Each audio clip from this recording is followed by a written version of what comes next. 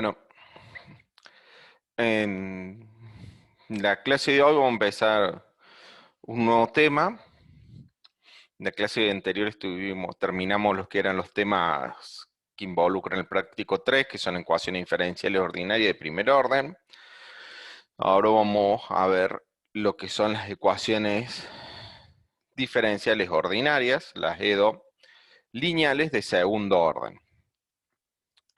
Y de segundo orden solamente vamos a evocarnos al estudio de cuando el caso es lineal, no como la del primer orden, que vimos otros ejemplos de ecuaciones.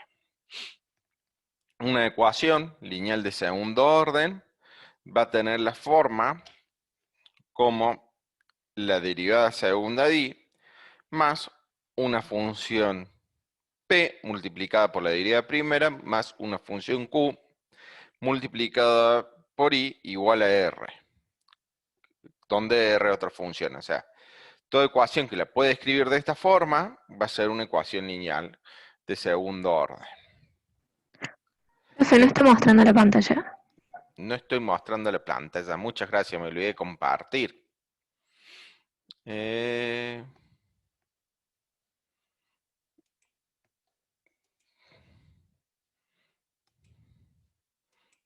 compartir pantalla. Ahí se ve, ¿no?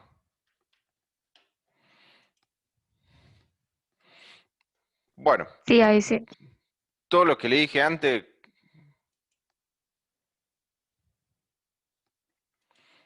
en realidad no está mostrando nada, salvo esta última parte, que decía que una ecuación lineal de segundo orden va a tener la siguiente forma, que va a ser de segundo orden, porque la derivada de mayor tamaño que va a aparecer es la derivada segunda di, y va a ser lineal porque las diferentes funciones y las derivadas no están elevadas a ninguna potencia ni multiplicadas por sí, entre ellas. Vamos a poner como requisito que P, Q y R sean funciones continuas sobre algún intervalo dado. Y sobre ese intervalo dado vamos a buscar una solución I de X que sea dos veces derivable. Bueno, la ecuación homogénea, que se le llama asociada al problema 1, es de la siguiente forma, donde ahora consideramos R de X y que va a ser 0. Entonces va a ser I segunda más P por I prima más Q por I igualada a 0. El, el estudio del caso general, cuando tengo una R de X, tiene que ver con el estudio de cuando está igualada a 0, en lugar de una función R general. Entonces, para poder estudiar esto, vamos a definir el siguiente espacio, que vamos a llamar C2 de AB, al conjunto de todas las funciones phi con segunda derivada continua sobre el intervalo AB. Entonces, con C2 de AB, determinamos el conjunto de todas las funciones, dos veces derivable y cuya derivada segunda sea continua. Este conjunto tiene una estructura de espacio vectorial sobre R. Si ustedes, les digo rápidamente, si ustedes recuerdan lo que era un espacio vectorial sobre R, quiere decir que tengo una suma definida acá adentro, que si yo tengo dos funciones que son dos veces derivables, si la sumo, va a seguir siendo dos veces derivable. Entonces la suma de funciones, si yo tomo dos funciones acá, vuelven a caer en el mismo conjunto, porque la suma de funciones derivable es derivable. Y si yo lo multiplico por una constante real, la, cualquier función multiplicada por una constante real sigue siendo, si la función es derivable, sigue siendo derivable. Entonces, este conjunto tiene una estructura de espacio vectorial. Si no se acuerdan lo que era un espacio vectorial, busquen la definición en Wikipedia o en las carpetas de álgebra y lo repasan. Por lo general uno estudia R a la n o los complejos a la n como espacio vectorial, pero esos son los casos en que son finitos los espacios. Pero la definición que uno tiene general no tiene por qué ser un espacio de dimensión finita. Este espacio C2 de AB va a ser un espacio de dimensión infinita. Y vamos a definir L, un operador diferencial definido sobre el espacio C2 de AB, dado por L de phi igual la derivada segunda de phi más P de x por phi' de x más Q de x phi de x.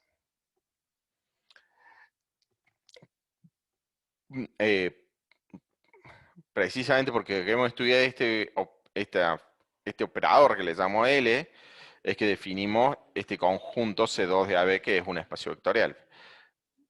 Y lo definimos de la segunda forma porque yo para poder aplicárselo a una función necesito que sea dos veces derivable. Por eso me quedo con las funciones dos veces derivable y pienso en las funciones dos veces derivable. Bueno, el operador L es un operador lineal. Si ustedes recuerdan de álgebra, tenían que un operador era lineal si cuando yo hacía L de una suma de vectores, era aplicarle L a un vector más L de otro vector. Y cuando multiplicaba por un escalar salía afuera. Que es lo que está precisamente acá escrito, que L aplicado a C1 Φ1 más C2 Φ2 es igual a C1 L de Φ1 más C2 L de Φ2. Esto para toda función que sea dos veces derivable y para todas constantes C1, C2 en los reales. Esta cuenta es directa, pero conviene que ustedes la hagan para afianzar las ideas de lo que estamos hablando. Ahora, si I1 y I2 son soluciones de la ecuación homogénea 2, recordemos, la ecuación homogénea es la que está igualada a 0. Entonces, si yo tengo dos funciones que son solución de la ecuación homogénea 2, es decir, que L de I1 igual a 0 y L de I2 es igual a 0, entonces de la linealidad de L se sigue que C1 por I1 más C2 por I2 también va a ser solución de 2. Porque si yo acá le aplico L a C1 por I1 más C2 por I2, va a ser igual que hacer C1 por L de I1 más C2 por L de I2.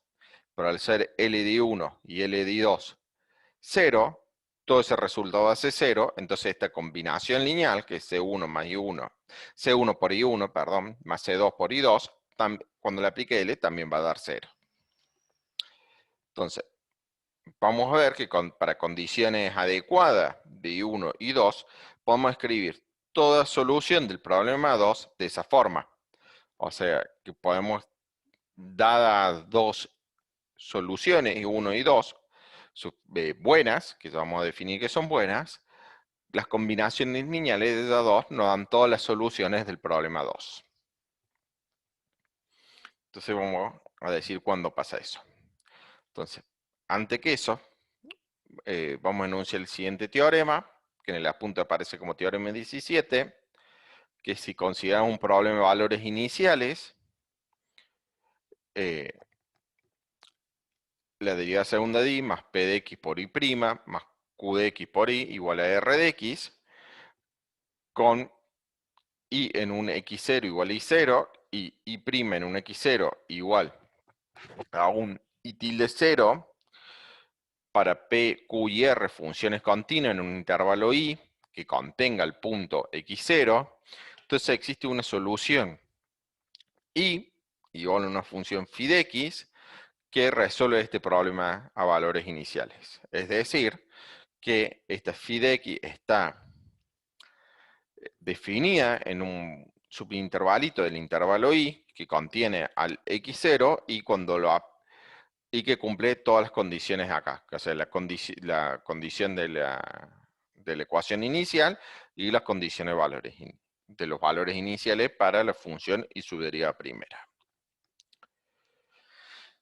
Bueno, lo que vamos a definir ahora es lo que se llama browskiano, que nos va a permitir saber cuándo dos soluciones me dan todo, con combinaciones lineales me dan todas las soluciones del problema 2. Este teorema 17 está hablando sobre el problema 1, pues yo tengo acá tanto el problema 1 como el problema 2 porque tengo acá una igualdad a una R de X general. Entonces, lo del browniano acá me va a dar información, por lo menos por ahora, por esta clase, para estudiar el problema 2, cuando tengo igualado a 0. Entonces, dadas dos funciones, f y g, con derivables, definimos el browniano de f y g como el determinante de la matriz definida por f de x, g de x, f' de x, g' de x. Bueno, les dejo como ejercicio para que hagan ustedes y hagan la cuenta. Si tienen alguna duda, preguntan a mí, a Javier, de lo siguiente. Primero ver que si yo tengo una función derivable y tengo otra función que una constante por la función original, para algún c en los reales, entonces el browniano entre f y g da 0. Y mostrar que si el browniano de f y g de x0 es distinto de 0, para algún x0, entonces f y g son linealmente independientes en un entorno de x0. ¿Qué quiere decir esto?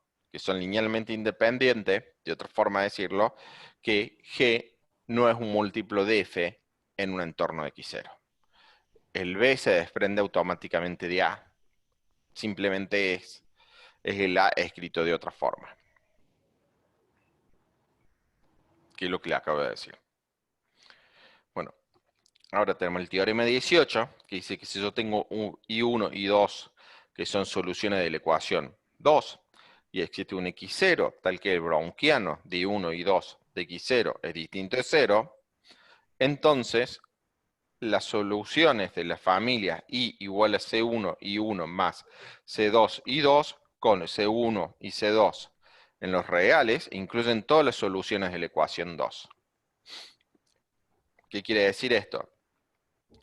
Que si yo tengo dos soluciones, tal que en un punto el browniano distinto es 0, que por lo del B quiere decir que no son una múltiplo del otro, entonces tengo todas las soluciones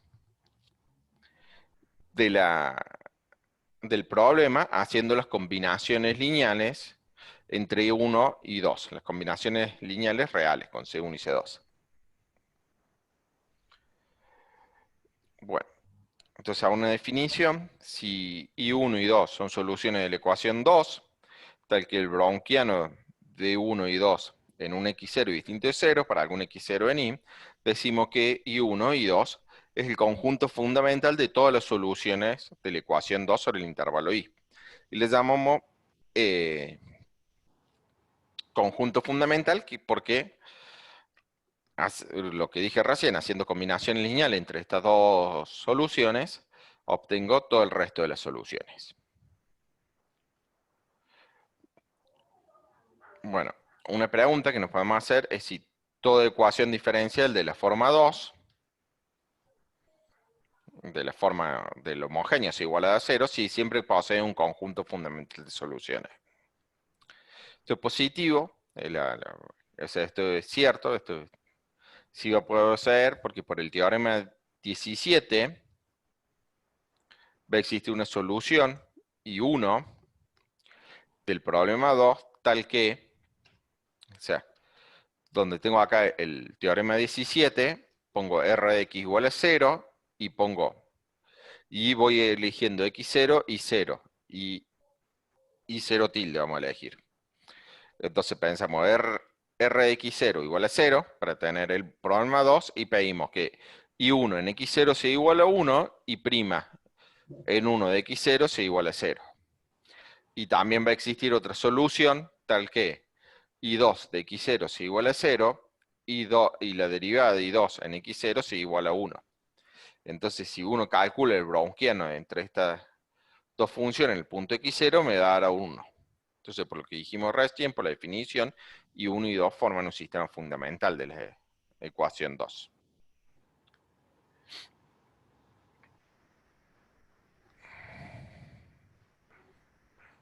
Bueno, si phi es una solución de la ecuación homogénea 2, el teorema 18 nos dice que existen constantes C1 y C2 en R, de que phi va a ser C1 por I1 más C2 por I2. Eso es lo que venimos diciendo, ahí está repetido nuevamente, para que fijar la idea. Si yo tengo ahora, si este es un sistema fundamental, toda solución phi, y me dan otra solución phi, lo que estoy diciendo es que puedo encontrar C1 y C2, tal que la phi sea C1 por I1 más C2 por I2. De esto se sigue que toda solución del problema 1, ahora que tengo igualado de Rx, va a tener la siguiente forma. Ahora, si yo quiero L de I igual a R de X, va a estar el I de X, va a ser de la forma I sub P de X más C1 y 1 de X más C2 y 2 de X, donde I1 y 2 es el sistema fundamental de la ecuación L de I igual a 0. IP es una solución particular de la ecuación L de phi igual a R de X. Antes de explicar por qué esto se da así, voy a repetir un poco. Voy a decir lo mismo, pero en otras palabras. Si yo quiero encontrar la solución general, o sea, todas las soluciones del problema 1, debo encontrar alguna solución del problema 1, que está ahí, la I particular, y después le tengo que sumar todas las soluciones del problema homogéneo. Es decir, C1 por I1 más C2 por I2, donde I1 y 2 es el sistema fundamental de la ecuación homogénea. Esto se da así, porque supongamos que yo tengo dos soluciones particulares cualquiera de la ecuación L de phi igual a R de X. Entonces, por la linealidad de L, se sigue que la resta de estas dos soluciones va a ser una solución del problema homogéneo. L de phi igual a 0. Porque si yo hago L de phi 1 menos phi 2, por la linealidad, esto es L de phi 1 menos L de phi 2. Pero supusimos que L de phi 1 y L de phi 2 eran de R de X. Entonces esto me queda R de X menos R de X igual a 0. Ahora, al ser I1 y 2 sistema fundamental, por el teorema 18, obtenemos que phi 1 menos phi 2 es igual a C1 y 1 más C2 y 2. Es decir, phi 1 es igual a phi 2 más C1 y 1 más C2 y 2. Que es lo que queríamos demostrar, porque, por ejemplo, si yo quiero ver que da esta I particular, toda otra solución la puedo escribir de esta forma, tomo phi 2, esta es la I particular, que me cumple que L de phi 2, de I particular es R de X, y obtengo que cualquier otra solución, acá phi 1 va a ser igual a la I particular más C1 y 1 más C2 y 2. Y esto es todo lo que tenemos para decir cuando hablamos de las ecuaciones diferenciales generales, de lineales, de ecuaciones diferenciales ordinarias, lineales de segundo orden. Es lo que tenemos todo lo que solamente estuvimos hablando ahora es si existían soluciones y cómo van a ser la forma de las soluciones, pero no dijimos nada de cómo encontrar una solución. ¿Tá? Para encontrar una solución explícita, nos vamos a tener que restringir al caso que P, Q y sean constantes. Entonces, el ejemplo que vamos a estudiar son cuando los coeficientes P y Q son constantes, que va a ser la ecuación 3, que va a ser L de I igual a I segunda más B y prima más C I igual a 0, donde ahora B y C van a ser números reales en lugar de funciones continuas. Si recuerdan, cuando vimos las ecuaciones diferenciales ordinarias de primer orden, que se haría sacándole esta I segunda, que sería I prima más una función por I, habíamos visto igual a 0, eso no nos habíamos restringido al caso que eran coeficientes constantes, sino nos habíamos restringido al caso de coeficientes continuos. Ahora vamos a hacer el caso más fácil, que van a ser cuando estos coeficientes sean constantes y no continuos. Después, cuando veamos el no homogéneo, el que no esté igualado a 0, acá sí le vamos a permitir que esté igualado a una función. Pero eso va a ser la clase que viene. Ahora vamos a ver cómo son todas las posibles soluciones de este problema cuando veis son constantes. Bueno, entonces vamos a proponer como solución de la ecuación 3 a la función phi sub lambda de x igual a e a la lambda x, con lambda un número a determinar.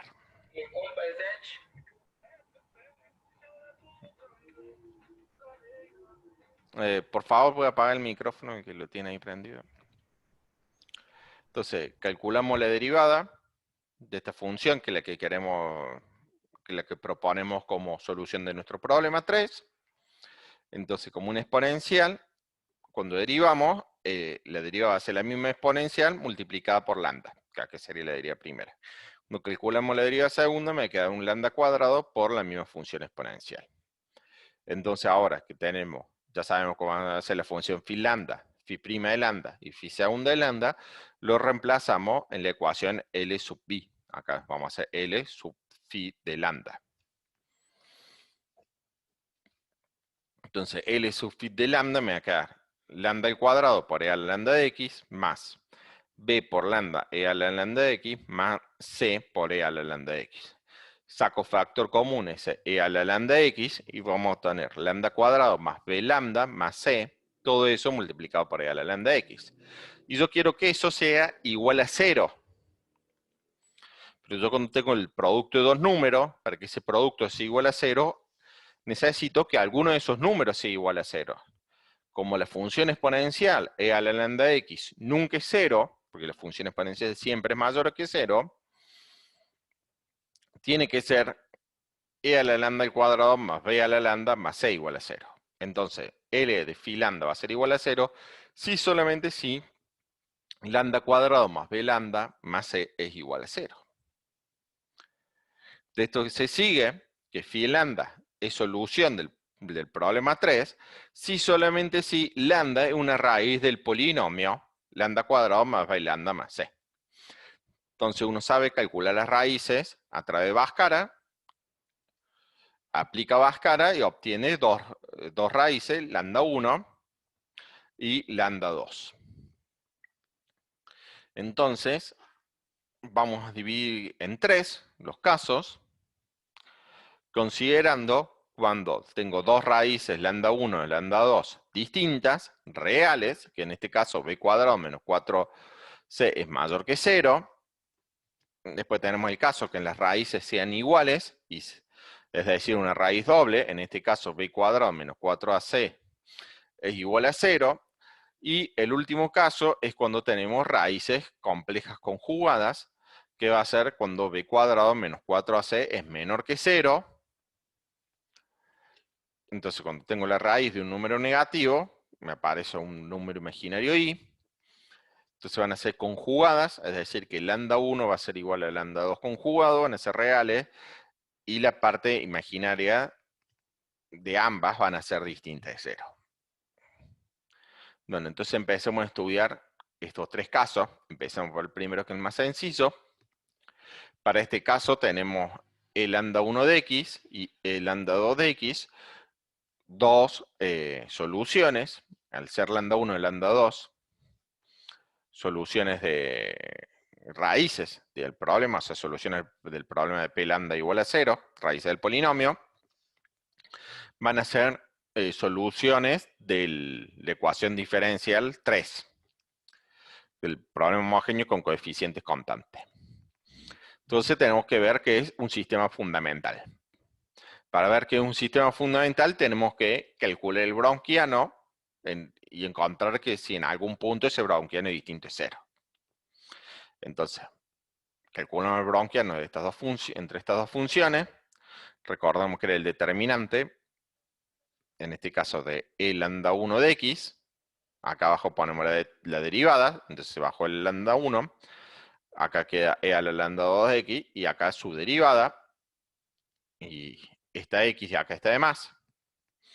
Y bajo el lambda 2. Entonces tenemos que hacer el determinante de eso, que es este multiplicado por este, menos este multiplicado por este. Este multiplicado por este multiplicado por este. Entonces, el lambda 1 de x es lambda 2 de x, lo podemos sacar factor común, entonces me queda lambda 2 menos lambda 1 por e a la lambda 1 más lambda 2 de x, que distinto de 0 para todo x, al ser lambda 1 distinto de lambda 2. Entonces, luego por el teorema de 18, el lambda 1 de x y el lambda 2 de x va a ser un sistema fundamental de nuestro problema 3.